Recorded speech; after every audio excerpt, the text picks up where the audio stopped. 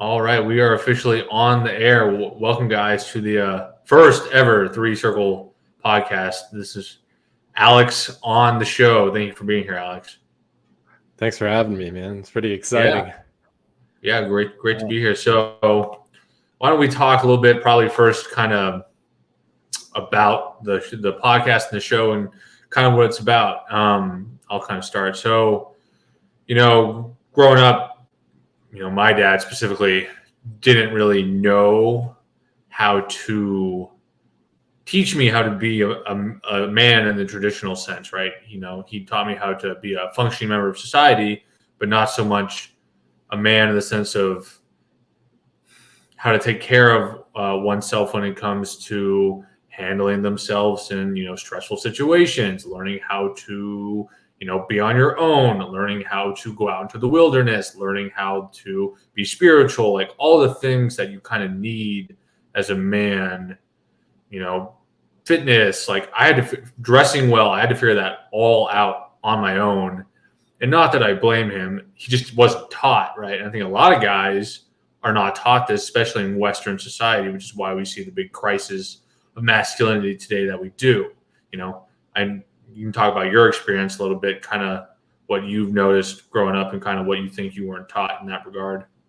Yeah, I mean, I think in general, the masculinity is something that is put on the back burner. It is like especially for like the white male privileged person, has this kind of idea that we are taken care of, so we don't really get discussed much in society. Is the overall take that I would have from that. So then when you run into certain troubles, you don't really have a lot of outlets or where to go, which is why I think the podcast and sharing these ideas is actually pretty powerful. And we've seen other people do it, and you can see that there's a lot of appetite for stuff like that.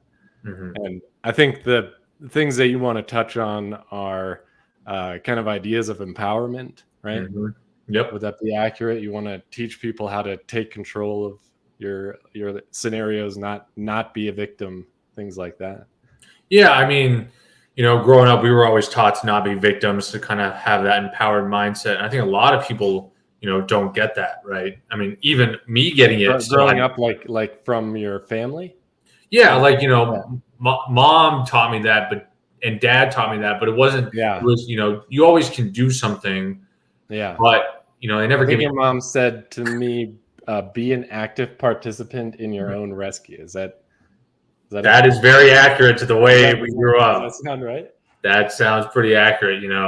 I think there's a lot just in that one sentence, right? Like, Yeah.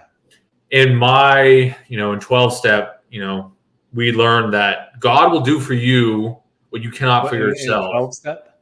So 12 step, I am in recovery. I am an addict.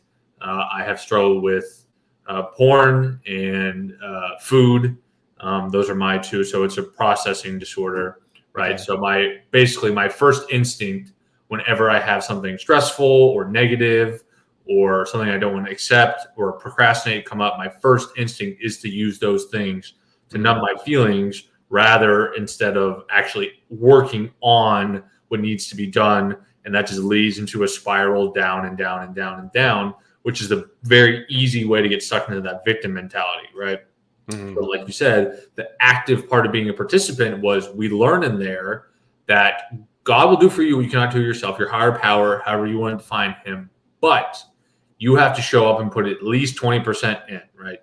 He'll do 80%, but you still have to do 20. You can't just pray it away, right? I think a lot of people are like, oh, if I pray enough, if I think hard enough, if I, get all the right mental models and productivity hacks and whatever you want to, that I can habit my problems away, which isn't how that works. You have to be it's building a lifestyle to be an active participant in your life, right? No one's coming to save you, but you need certain tools too, right? Like, for sure, if you have a habit, like why is it a habit, and how do you beat these habits? And I think that's the things that you're trying to figure out and teach and learn, right?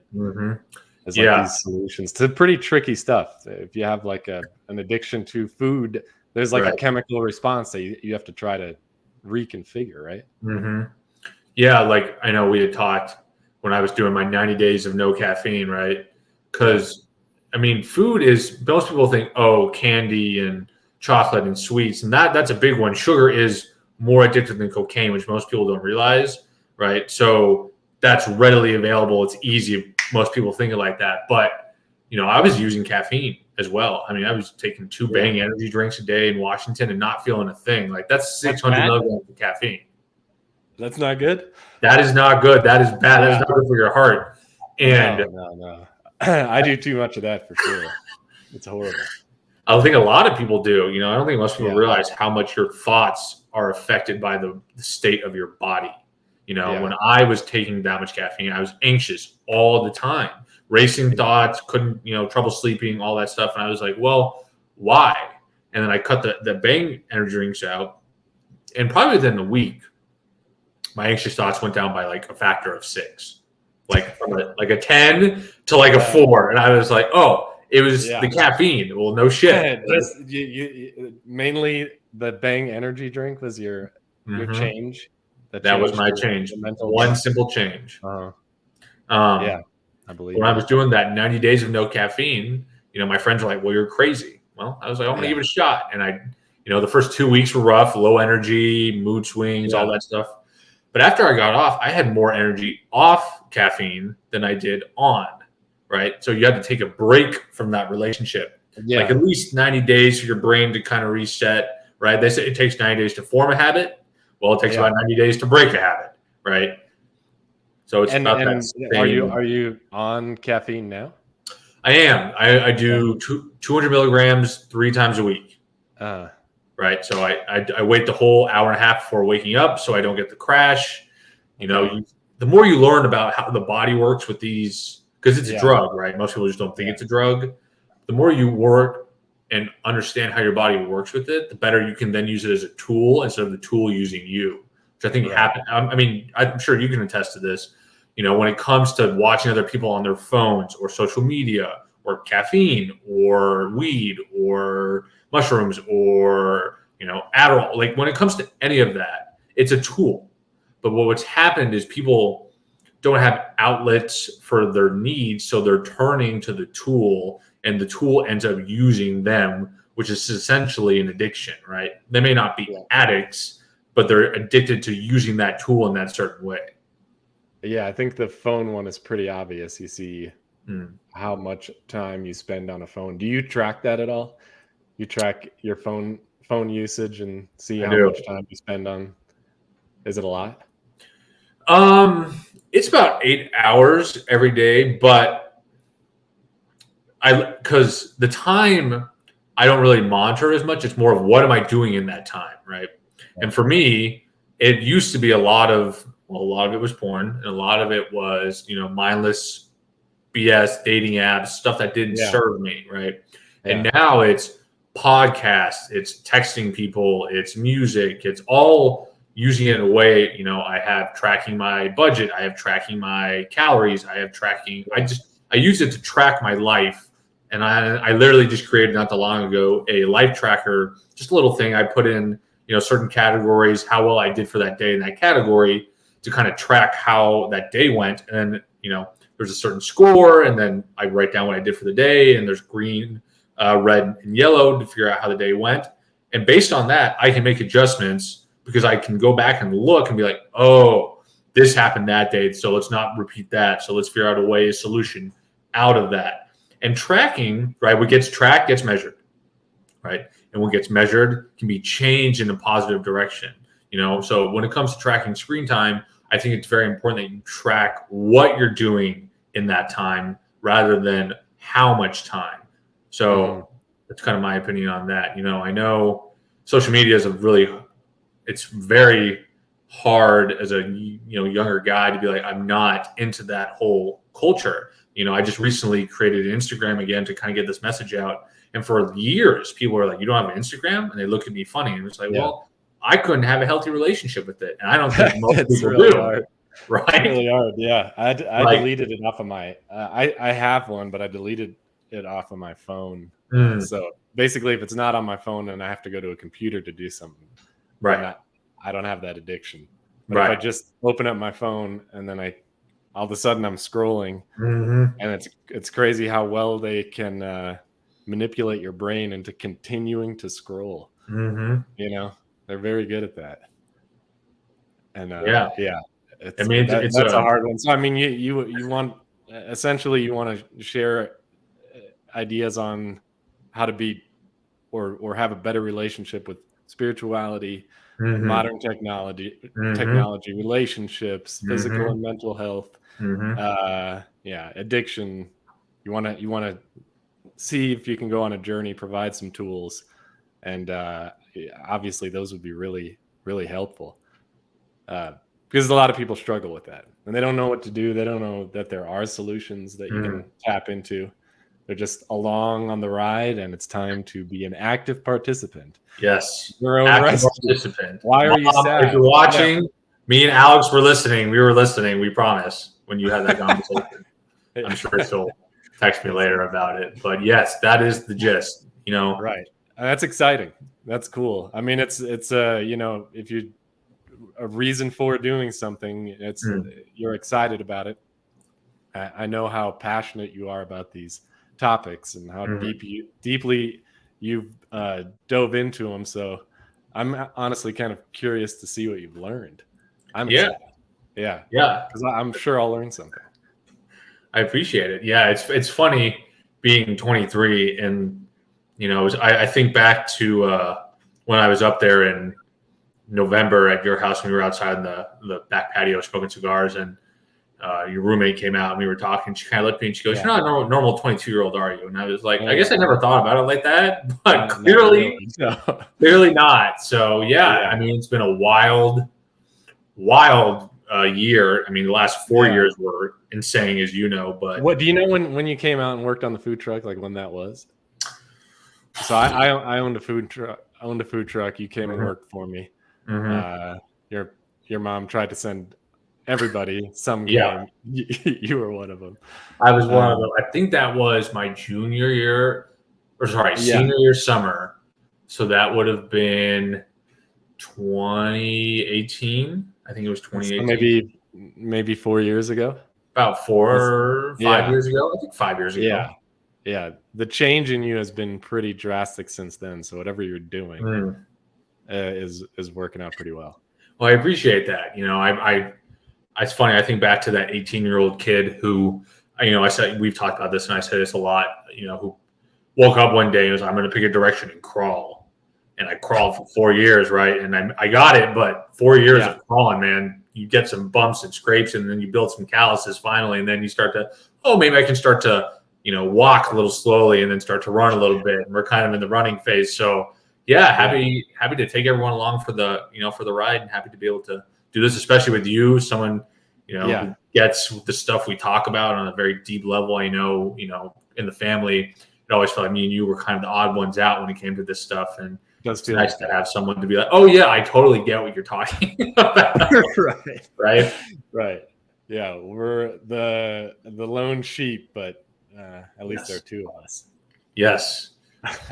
All right. Well, with that intro, let's go off to the races. So yeah, you know, I kind of wanted to first start with the inner circle. So in SAA, Well, you have the name of the podcast, right? yes, the name is the Three Circle Podcast, guys. Yes. So the three circles is a concept that I learned in SAA, and it's a really good way to view the world and how you view yourself, the people around you, and the world at large. And I think if a lot of people had this, it's a very good way to kind of start to figure out where you're at and then where you're going. So the inner circle, you know, for me in this context of how I view the world is, you know, how do I show up for myself, right? So whether that be self-talk, my outlook on life, you know, like long term, am I an optimist? Am I a realist, right? So basically just a cynicist in disguise, or am I a pessimist? You know, what's my health look like? What's my hygiene look like? What are my self-care practices? You know, what am I interested in? Am I actively working on my interests? You know, how do I present myself? You know, my communication is another huge one of that, right? So those factors, I think, are what make up your inner circle. They make you who you are. You know, another really good analogy is in Japan, they have a saying where you wear three masks. One you show to the world, one you show to those around you, and one you only show to yourself, right? And this is the one you always should, it's always in you, right? It's the one you never show anyone because it's you at a very deep level that only you need to know. But I think a lot of people in modern times do not know that mask. They do not know what's under that. They're too scared to look, right? Which is why they numb it with porn, food, video games, you name it, right? That's why we have mass epidemics of, opioid crisis or porn addiction or you name it, right? Yeah. There's massive mental health deficits in the world right now. But, I kind of want to start with self-talk, and kind of get your opinion and kind of your background on, how you used to talk to yourself, and then kind of as we've gone a little bit further down this path, kind of how that's changed.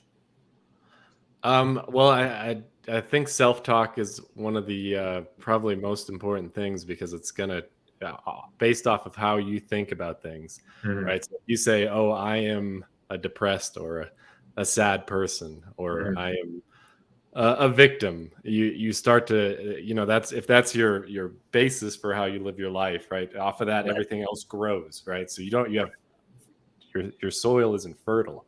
So that self-talk to me is something that I pay a lot of attention to, right? So if I am thinking negative thoughts, make myself very aware of it and try to transition out of it, or like you said, try to figure out why might I be thinking these negative thoughts?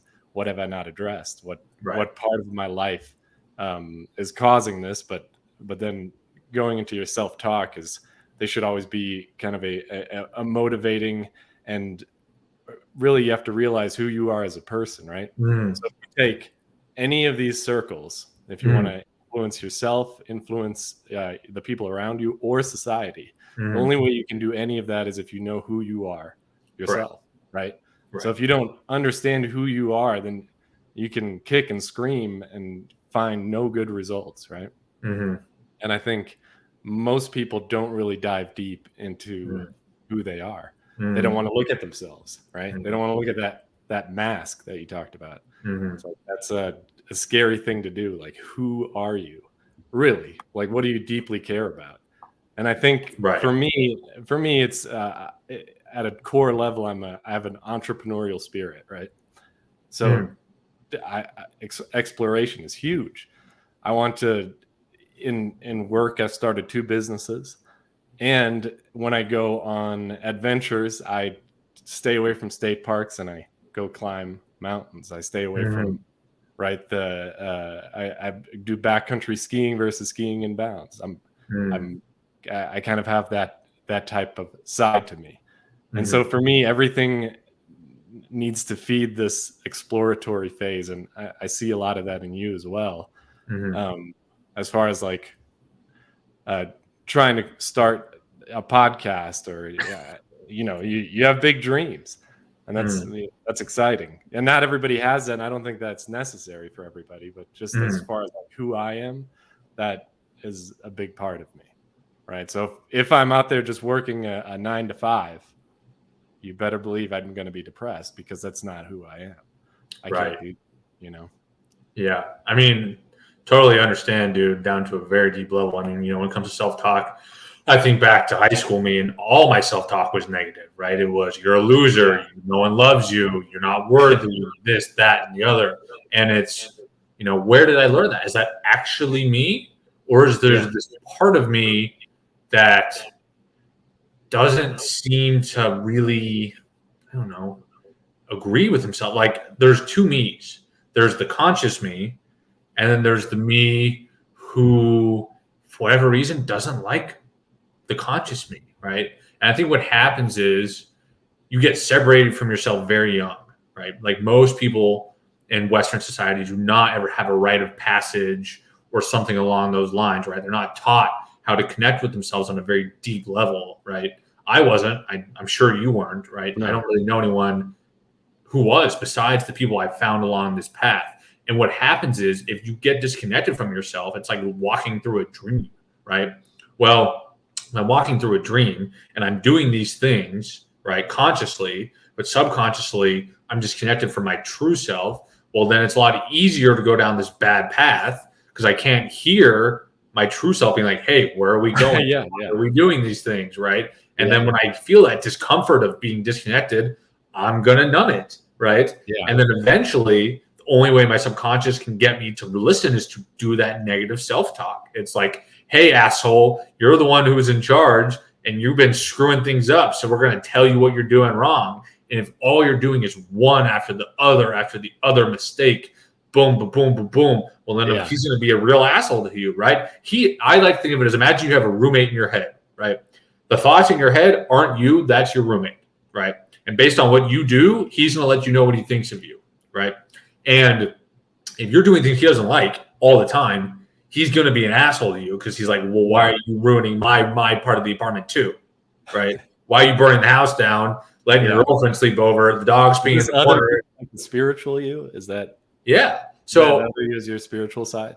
Yeah, I think this, spirituality, people like, oh, hippy dippy kind of woo way, but I think what it is you are born with certain characteristics, inherent to you. There's a part of you that is connected to this universal force, God, higher power, whatever you want to call it, that this part can interact with, right?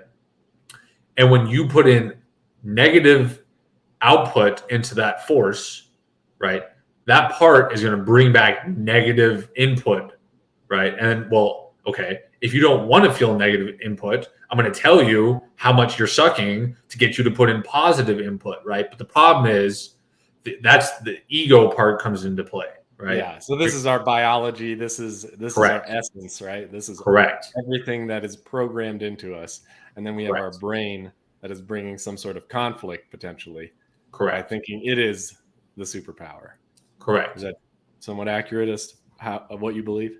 Yeah, I would say like a lot of people, right? You need a higher power. Humans need something greater than themselves to connect with. In our biology, we evolved with it, right? A lot of people have lost religion.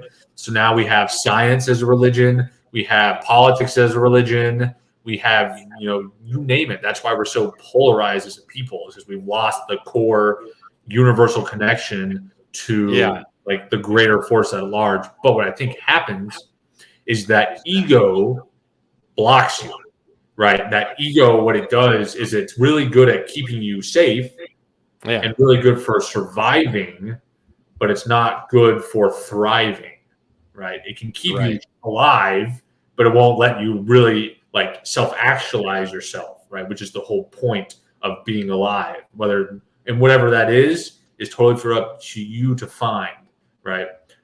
And I think what happens is we get so disconnected and go so far down this rabbit hole from that core belief of ours that connects to the universe at whole, and you just end up hating yourself, and that's why he's an asshole to you.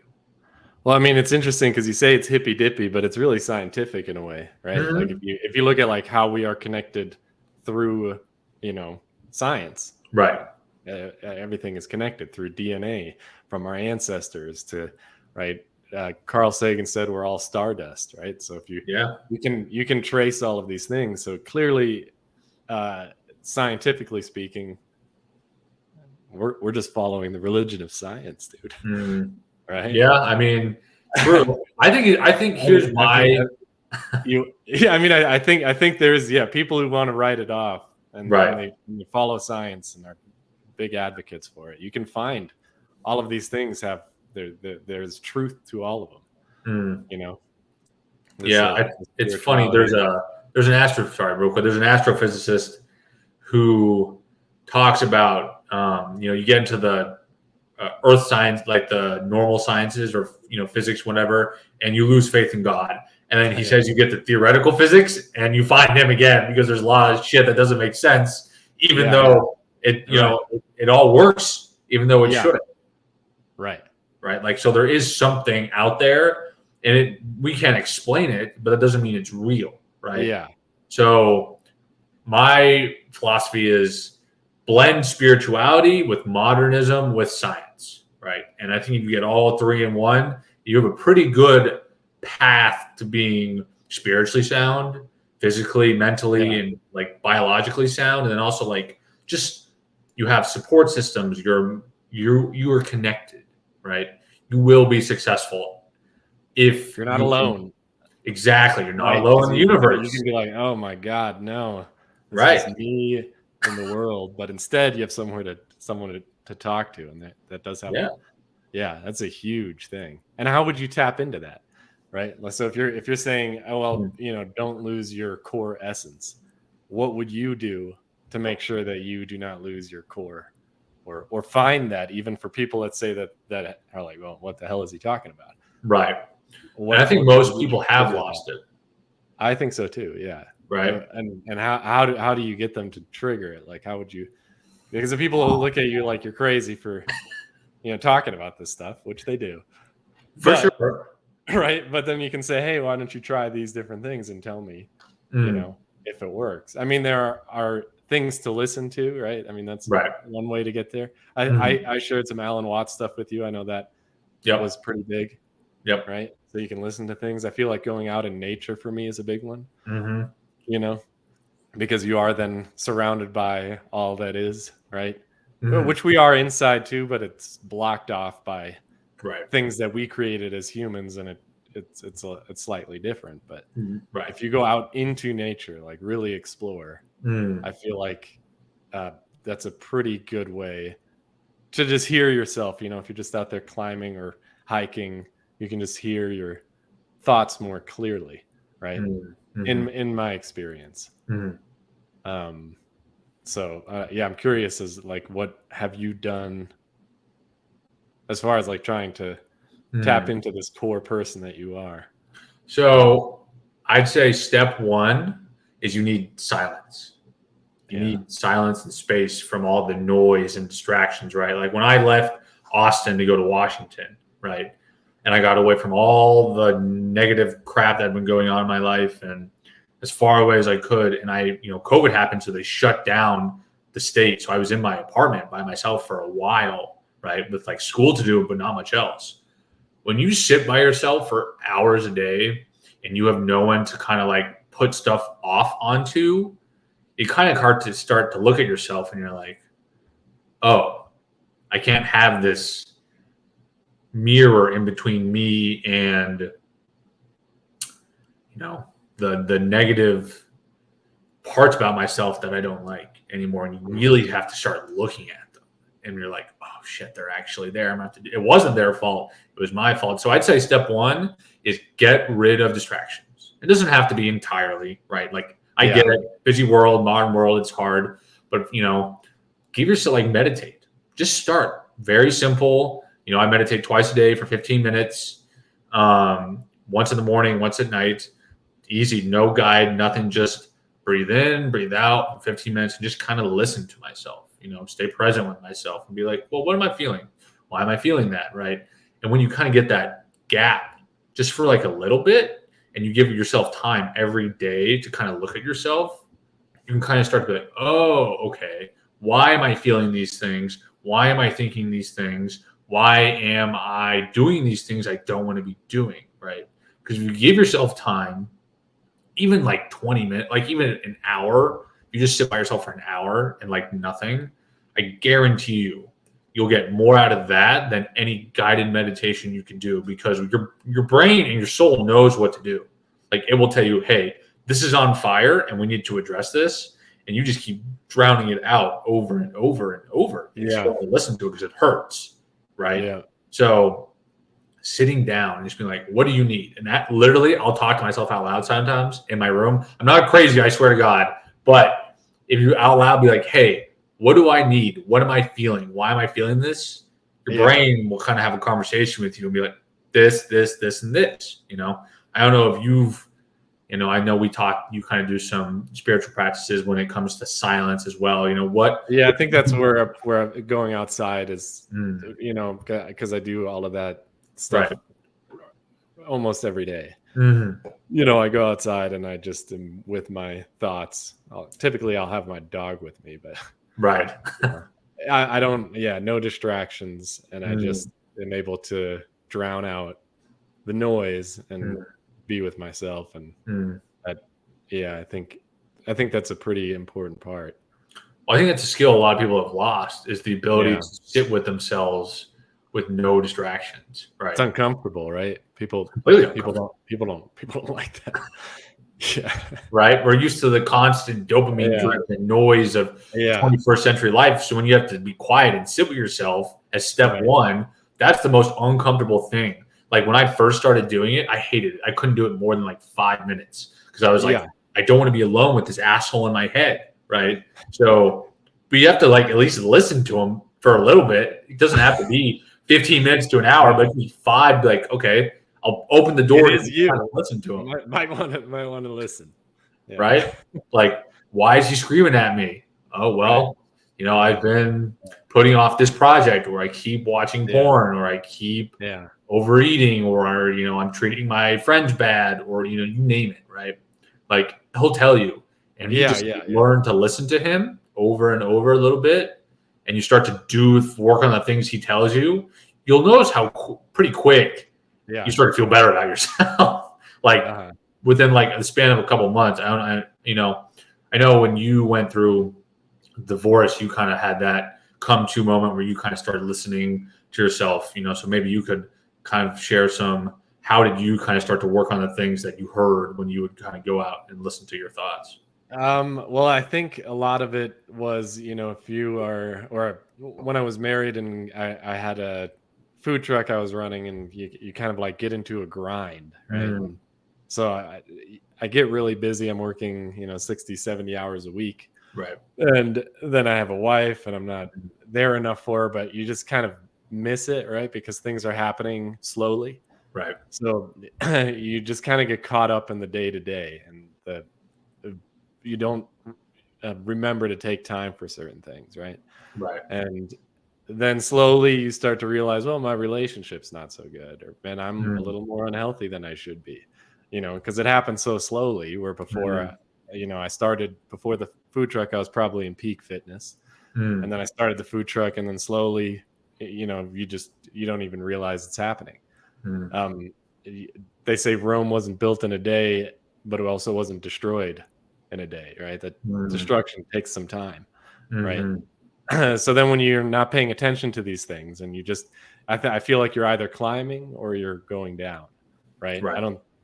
You can't really just stay even par. So if you're not working on yourself and trying to fix things, or trying to improve, or excited about life, you'll slowly start to go down.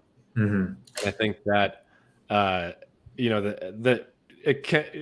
certain points in life, you come crashing down on you, and you have this aha moment, which you wish you would have had before the crash, right? Right. It'd be nice to not crash into a wall, but that'll happen, and it happens to a lot of people. And I think there's so much to be learned through these types of things. Pain is a good teacher. And I learned quite a bit through pain over the last few years, just because of, the divorce, and my business got shut down because of COVID, and there's a lot of pain that I went through recently. And then, the self-talk, and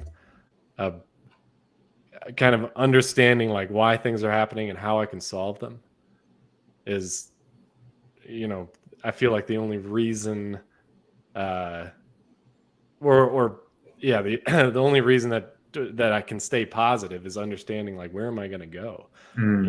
Like what opportunities lie in front of me.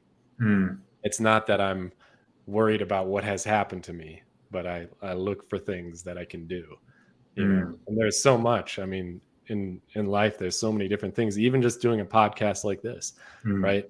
These are cool things. And I feel like having that self-talk with you, and being ready to take a moment, and I've had times where my parents have called me and said, oh, we're going through hard times, or my sister. And having gone through life with a perspective of like, okay, who am I? What am I about? And the things that we've talked about allows me to then take a moment where someone else might be in despair, and talk to them and say, well, this is what I've learned. Versus, like, imagine someone comes to you and you can't say anything, right? That's a bad feeling. But instead you have a little bit of input, and these are why these things matter, in my opinion. That we have an impact You may not realize it, but there's no doubt that we have an impact on other people all the time.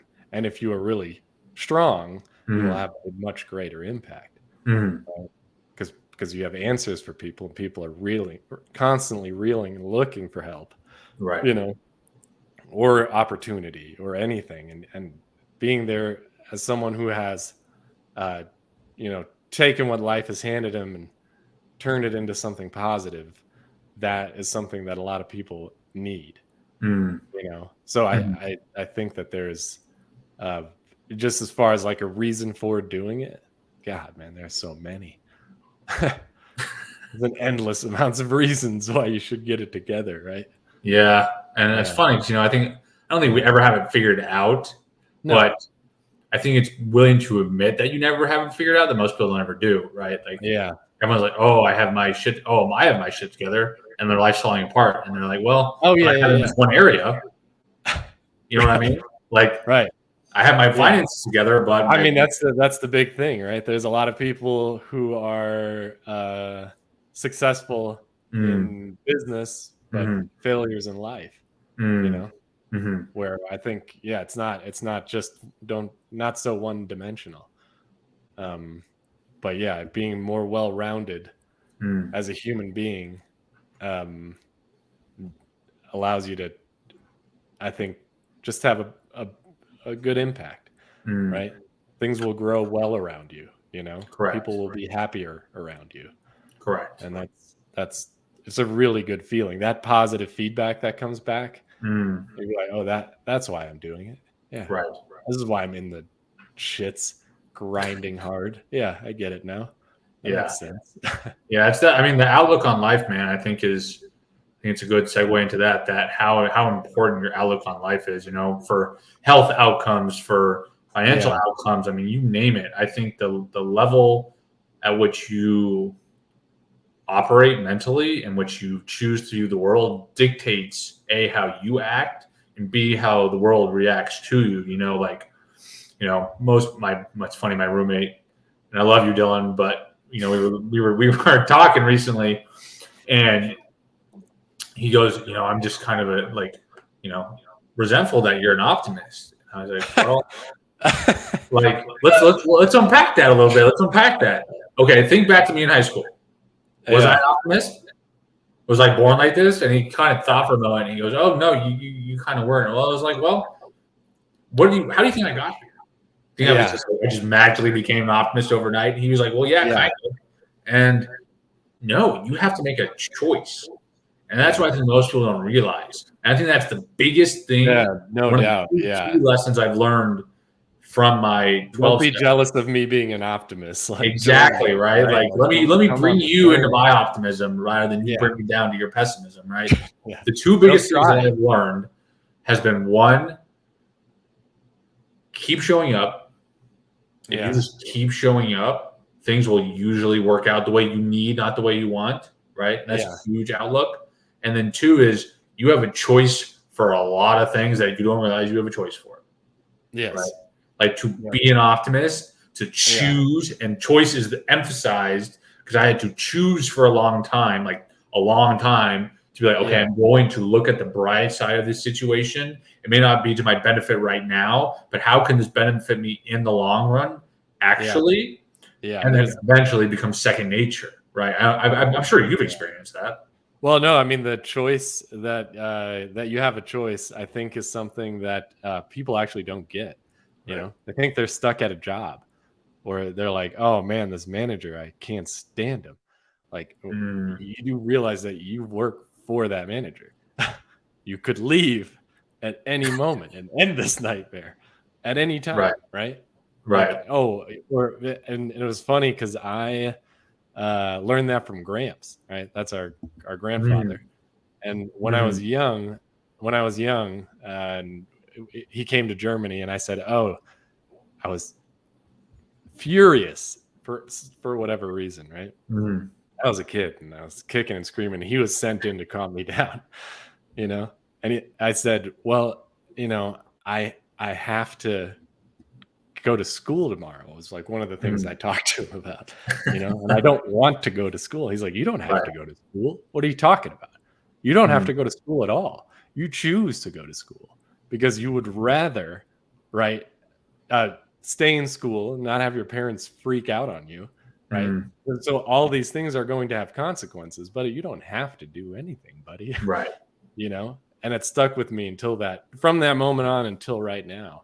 I can't lose that. I always know that I have a choice. So when people, like when I was managing at High West and people were upset, I consistently told them, you know, if you're upset about this, like scenario, and you've tried to fix it and it doesn't work and High West is mistreating you, then then you get to go. Like take off, quit.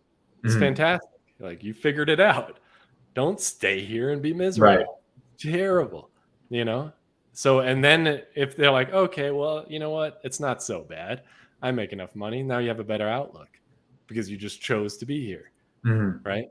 So it can change your outlook in a day where it's like, oh, well, if it's so terrible, then you get to leave. And if it's not so terrible, well, then brighten up, sunshine. It's not so bad. Yeah. Right. Yeah. So that has helped me. That has helped me a lot. And I try to teach that to every person that I'm around is, you know, you do have a choice. I promise you. Yeah. In everything. It's funny because people, you know, my close friends or, you know, people who know about my addiction, you know, will be like, well, you know, why are you grateful for it now? Because I think I say that a lot of people are like, well, he's grateful to be an addict. Like what? And it's because it allows me to do things and get access to things that normal people can't, right? To like get access to this very small, very niche group of the population who has had this knowledge for a long time, right? So like this program offers so much. And I think it's a great way of life. You know, just to choose to be like, I'm grateful to be an addict. Right.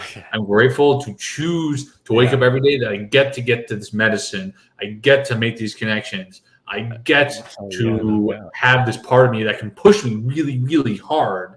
Right. Yeah. I think a lot of people misunderstand addiction. They think of it as a problem, and it can be.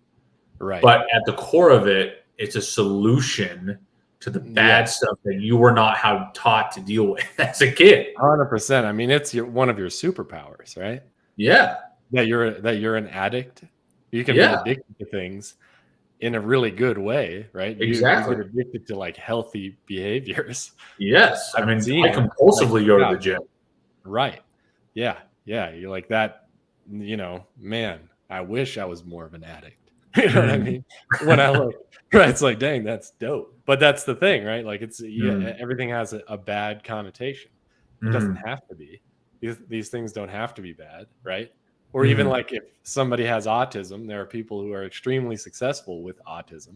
Don't make it your weakness. You have it. Go with it, right? Like how do you turn that into a power? Right. That is a thing. There's you think anything that is thrown your way is a problem, that's a problem. There's no bigger problem than that, right? So just say, okay, this is who I am and this is what I have. And now how am I going to turn that into a success story? That's not a problem. For sure. You turn it into a superpower, like you said. Yeah. Yeah. All these things can be superpowers that have these really negative connotations. And yeah, it's cool to coming from a perspective that you're in, trying to share like, hey, you know, it's not all that bad. I mean, like, can be I definitely regret a lot of stuff that I did, right? Like right. It does cause problems in your life because 100%. It becomes unmanageable, but it only becomes unmanageable if you deny it's a problem, right? Yes. If you deny that it's there and that's a part of you and you hide it by going further and further down the rabbit hole, no doubt about it. Just being like, hey, this is part of me. Yep. Then you can accept it and you turn into a superpower like that, right? Like I can go harder than most people I know can because of this thing in an upward direction, but I can also go way faster down than most people can too, right? Right. So it's probably a good thing to gain control of that. For sure, right? I mean, I think a big thing is a lot of people are addicted to negative thinking. Mm-hmm. You know what I mean? Yeah, they love it. They love it, dude. They love it. What the hell's going on? I mean, look at the mainstream media. Look how negative everything is. And look at the rates of mental illness, of loneliness, of depression, of, a negative outlook on the future. People aren't having kids. Like, why is that? It's easy to be a victim, right? But in the end, it's really, really hard. I think it's a choice.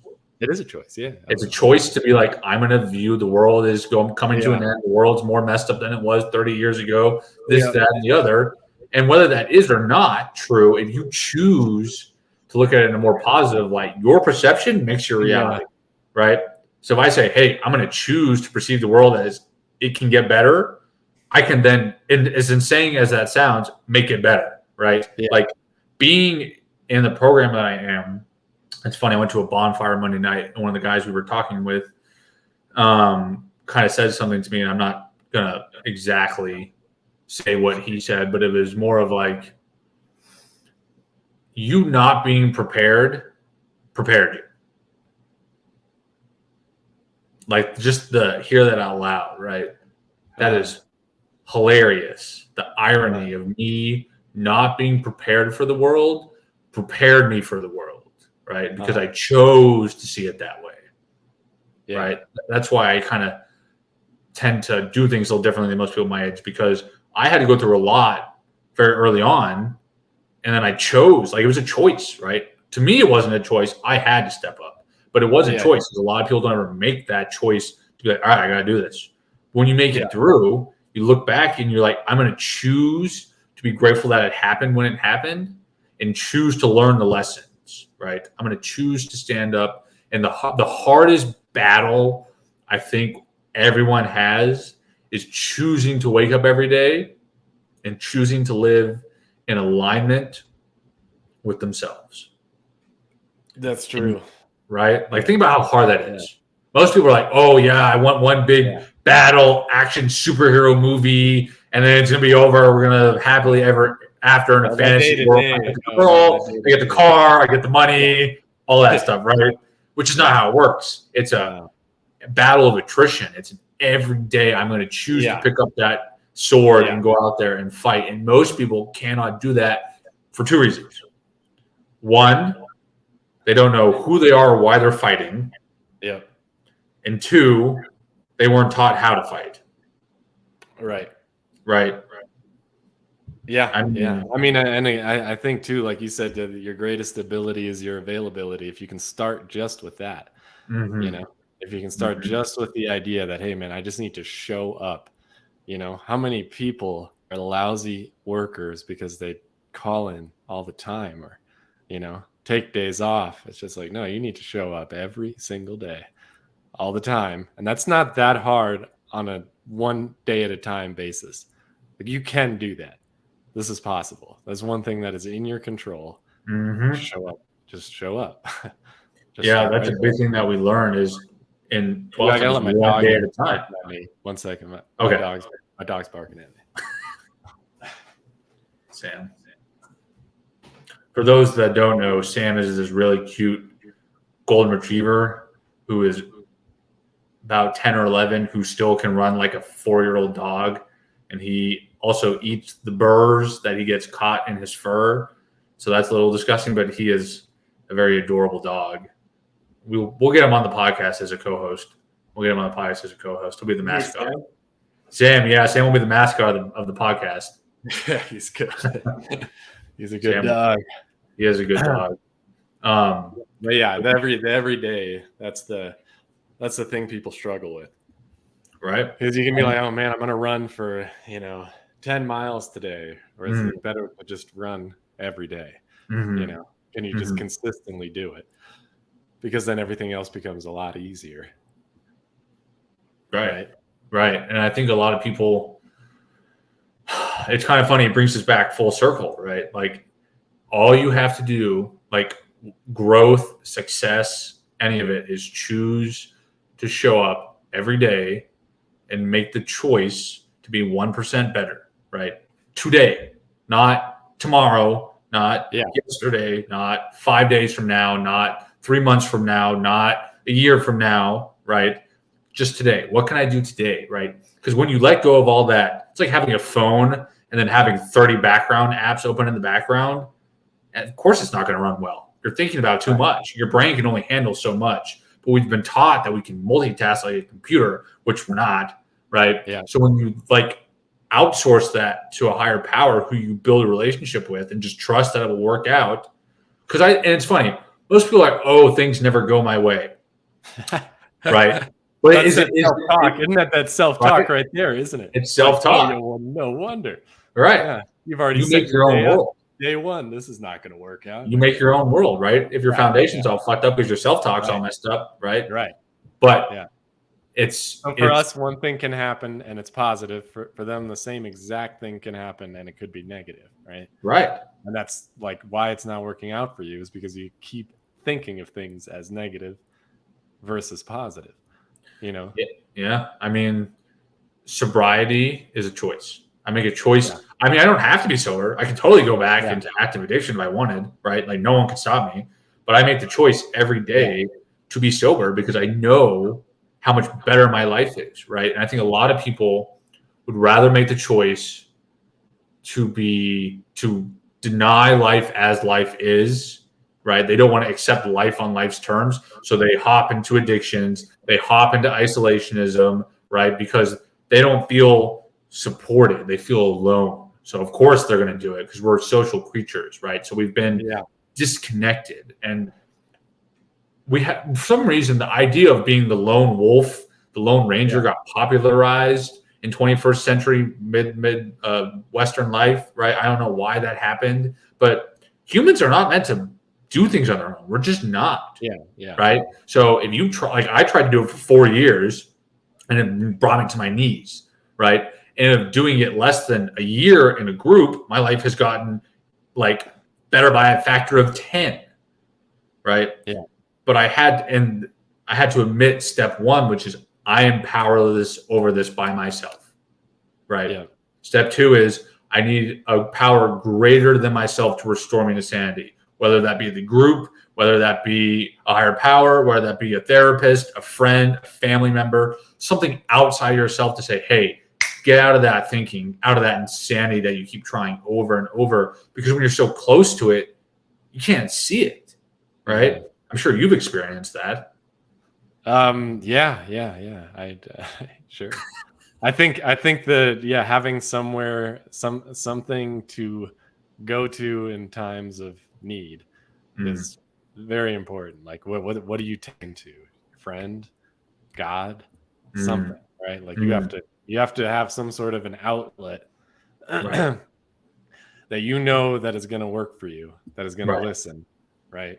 Right. So I could see that. I mean, I've never done a 12-step, so I don't know the details of that, but I agree with that philosophy. Right. Have somewhere, and it can be yourself or your higher self, however you want to think about it.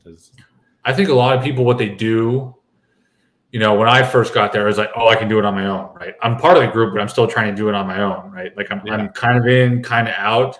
And when I made it to step 3, and then when I started to kind of fall off the wagon a little bit, I had a choice. I remember this very clearly. One night I came this close to breaking my sobriety that I had about, I don't know, more than 3 months on. And I was like, okay, I can either act out or I can make a choice to show up to the meeting tomorrow and get in, like to be part of it, to make it a lifestyle in my life, right? It's like instead of being on a diet, I make eating healthy a lifestyle. It's the same thing. I made sobriety a lifestyle, right? That one choice has made my life, was probably one of the biggest decisions in my life, right? Yeah.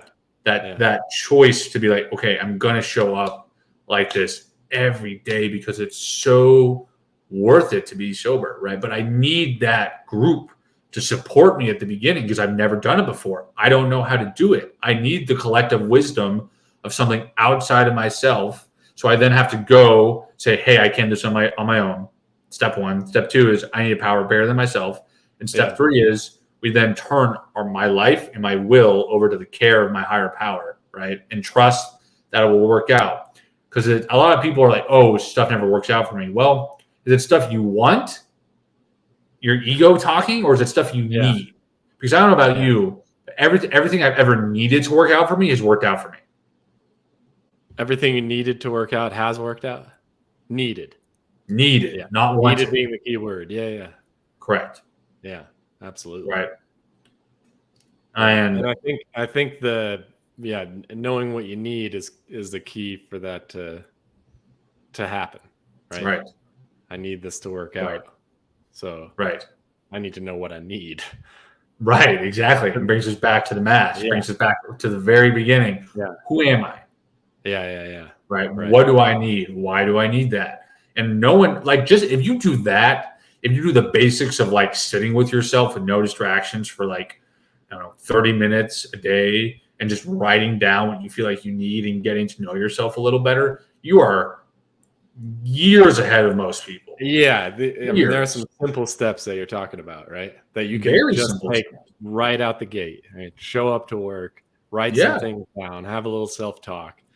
And you'll notice the difference immediately, and then you can continue to take a positive trend. But that baseline is pretty important, right? You know, and I think too, what's interesting is if you take the idea that the self-talk is so important, and you look at society as a whole, right? So you talked about like, we're not a spoken to class, really. Right. I wonder how many people know.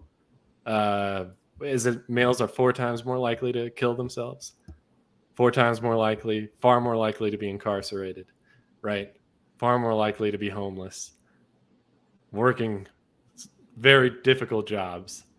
All of these things is kind of the struggle you're talking to. So, as far as a perspective, people think like, oh, well, what could you have to complain about? You come from a family that has some money, you're white. In America, like what do you really have to complain about? But it turns out that that doesn't mean that much. And if you look at society as a whole and who's struggling, right? I don't know what percentages of men that haven't had sex within the past year, but it's like, what are they called? Incels. Yeah, right. So we can even mock them. Right? Isn't incel kind of like a mocking term? Involuntary celibate.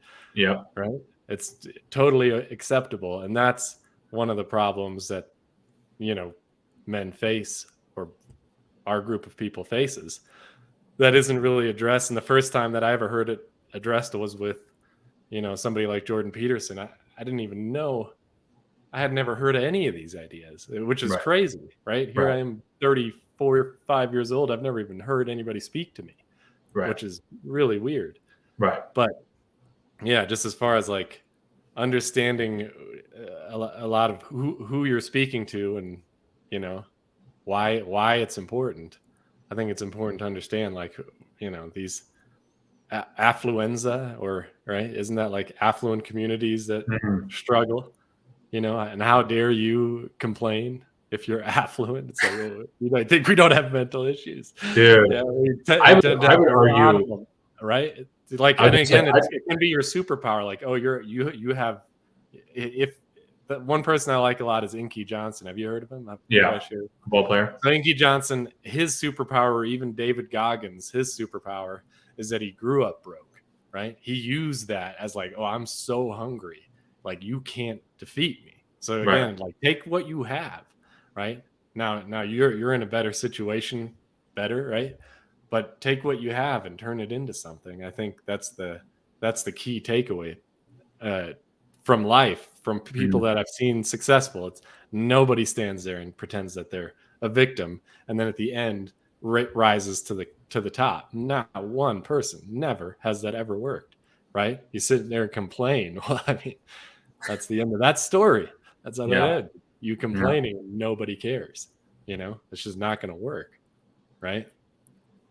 But yeah, so that a lot of this here is kind of like the middle circle, right? As far as you're talking about, like, people that you have a group that you can reach out to, family, right? And so as far as like, what would you say? Because I have your kind of outline in front of me here. What would you say as far as like picking your circle of friends, right? You Because you say know, you have close friends. Like, what does that mean to you? close friends, family, whatever you want to call it, my group, they are people that I can go to when I am in trouble, or we like to say our ass is on fire, and Yeah. you can say my ass is on fire, please help me, and be completely honest about what it is that's causing it, and they're gonna look at you, Yeah. not judge you, and be like, okay, what can I do to help, right? So Close like friends. close friends, Yeah. group, family, any of that. I think the How many biggest. of those do you have? I think I'm personally lucky. I think close friends wise who are not part of the group, I'd probably say, I don't know, five Okay. good Yeah, I guys think I can that's about trust, right. right? I feel like you And can only have so many close friends because yeah, there's only so much time in the day for that sure. you can attribute to, but like really, really close friends that you can show up to or show up for, or they show up for Mhm. you when Right, you're down in the gutter. right. Which I Yeah. think is why the group is such a powerful thing, because it's a group of guys, or men and women, but some of the ones I go to, we all show up. We're all judgment free. We're all there to help each other. We're all there to give and receive. And it's just like awesome to hear people talk and be vulnerable and honest and get feedback and just Yeah. grow together, right? And Yeah. who has that? No one. Yeah. Like very Yeah. Yeah. few Yeah. people Yeah. have that. There's people who Right. can afford it, right? And then there's people who just have never heard of these things because like those core communities have been lost. So I think picking, that close middle circle of people around you is just Yeah. as important as the inner circle, right? Like who are my Yeah. who are the guys I'm going into battle with, right? You don't want some guys who are going to stab you in the back for the girl, or You don't want that? leave you the rot for the treasure. Like those are brothers. Those are Yeah. And again, I bandits. think know who you are so that you can even identify who they are. Right. Right, right, Like it will go back to that, but like picking your very close friends, right? Is who we're talking about, is correct, I think is a huge task. And yeah, pick them wisely and pay attention, you correct. know. Correct. But I mean, you are Because who you attract, right? yeah, yeah. I mean things, and you want, yeah, you are who you attract for sure.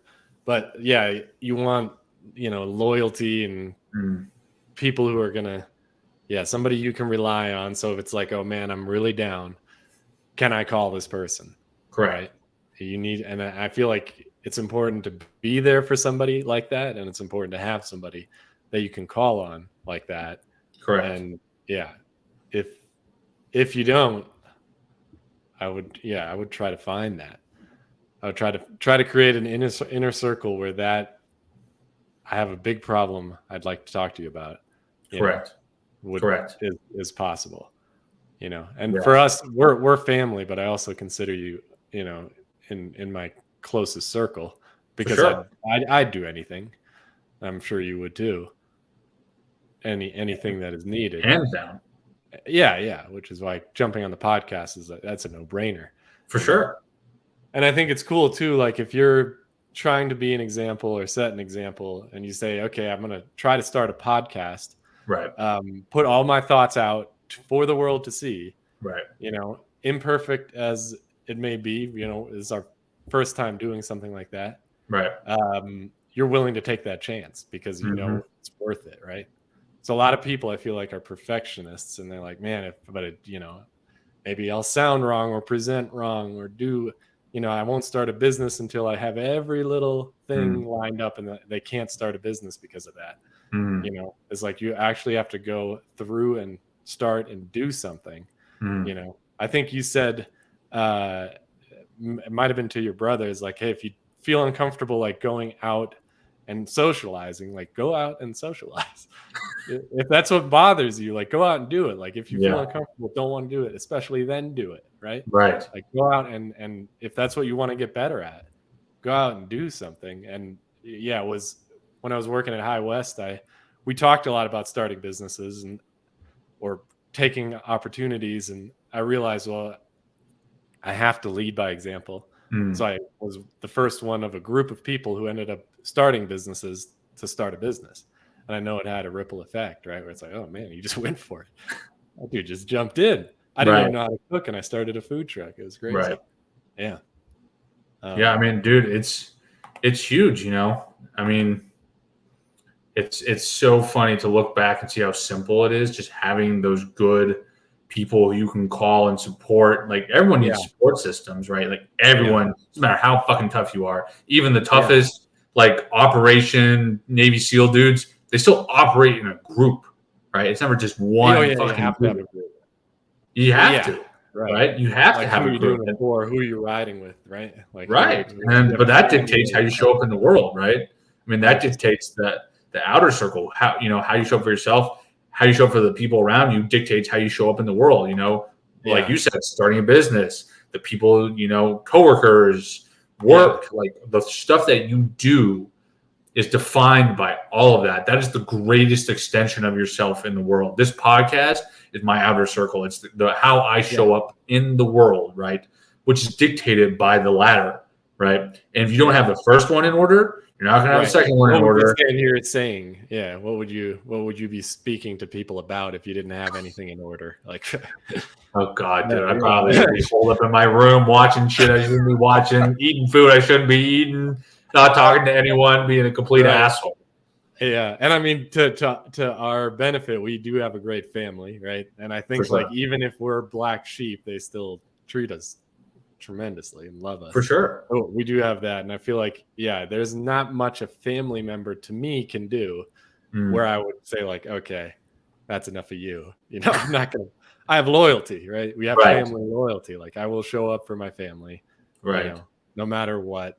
They can say negative things about me. It doesn't matter. Right. That's okay. You know, we all make mistakes. You can for sure. But I have a lot of love for family, and I think that's an important part is to have that like group of people where we can say, oh wow, you know, I can go to my family for anything, and they can come to me for anything they need. Yeah. Any way that I can help. Yeah. I mean, that's how you show up in the world, man, right? That's how you do it. That's why the three circles is a way of life. That's why if you start with the bottom, the middle, you work your way, inner, you work your way to the middle, you work your way to the outer. Like, you're doing pretty good if you got all three in order. And it's a lot of work every day to keep all three in order. But if you can use that as a lens to look at life, it makes life a lot easier. Yeah. When you can be like, oh, this is in here. This affects that. This affects that. Because then it's like changing source code on a computer. You change the inner circle, that affects the middle circle, and that affects the outer circle, which is really easy to do. If all you have to do is change what you can control, which is you, and that affects everything around you, then that's not that hard. Right. I mean, it's hard in the sense you have to do it every day, but it's not. It's simple. It's pretty simple. And I think it's like the check-in. Like when I was talking about what happened to me and how I fell down like a bad path. Right. Is that I didn't do a check-in on a day every day. Right. I was just like, oh yeah, things are fine. You know, good enough. Right. But like if you check in and you're like, oh no, I need to do something. Right. I want to be actively like looking at these certain areas in life. And it's like if you have it kind of narrowed down to three things, be like, okay, did I check in on these different things? And there's only so much. I think there's an amount of energy you put into each circle, I assume, too, right? Like you have to put probably the most into the inner and then kind of work your way out. But just to have that on a daily basis, be like, okay, can I check these boxes? Is extremely helpful. Like anytime that I'm doing best, I'm doing stuff like that, right? For sure. And then if I don't, I tend to start to suffer a little bit because it's hard to keep track of everything. You know? Yeah. So I mean, at the end of the day, like you said, it's energy, right? If you put the most, you can't control your middle or outer without putting energy into the inner. So if you put as much energy as you can into the inner, it's like an exponential equation, right? It middle makes it go up by a factor of 10, and then outer makes that go up by a factor of 10, but it's the other way around. if you try and can put as much air you can in the outer, it takes 10 away, and then it takes another 10 away, right? So that's why it's such a great. Why is that not working? I put in all my effort to control this human being, right? This other person. I wanted to and why is it not working? Then it starts to destroy you. Yeah, which is funny because people, I think, probably try to start with just even trying to control yourself versus everybody else. I mean, God. Yeah, I mean, not an easy task. No, well, I think a lot of people ever put it off because they're like, "Oh, I don't have to." But it's easy to cast on someone else and say, "Look at what they've done. Look at that mess over there. How easy that is." Like it's a pathetic human being. Yeah, but never ever look at yourself. Yeah. Well, and I think a lot of people who cast on other people are not looking at themselves. Let's be honest. Why would you ridicule other people? You got enough energy to do that? That's kind of crazy. Yeah, no, I get it. I really do. Well, I appreciate you coming on the show, brother. We'll have to wrap it up for today as I got another meeting here in a little bit. I'll cut this last part out. Cool, man. But I think we need to do 2 more. I think we should have 2 more in the next little week. We can kind of go into it a little more, and we'll go from there. But it was a blast having you on. So we need to do it again.